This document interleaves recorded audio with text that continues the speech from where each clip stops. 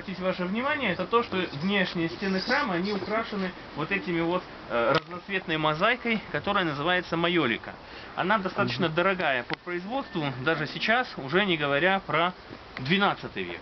Но на что я хотел бы обратить особенно ваше внимание, это на то, что она разноцветная. Вот вы представьте, вы возьмите какую-нибудь ткань или материал и положите хотя бы на год под воздействие солнечных лучей. Ткань, конечно, выгорит, цвет потеряет свои свойства. Здесь, ну, как говорят специалисты, цвета читаются, то есть они вполне различимы, даже сейчас.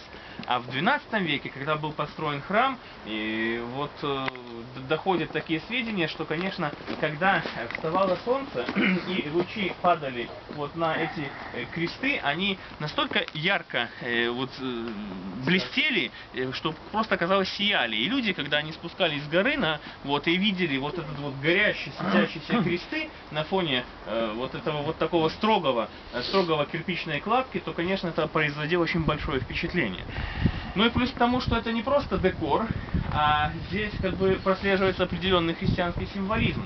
Ну, например, вот посмотрите, да, вот этот крестик стоит на 7 кубиках. Эта композиция называется Голгофа, правильно? Да. Вот, 7 кубиков, 7 таинств церкви, правильно, число сакральное в христианстве. Ну и, опять же, 7 дней у нас, да, творения. Вот, ну а все это, скажем так, венчает крест.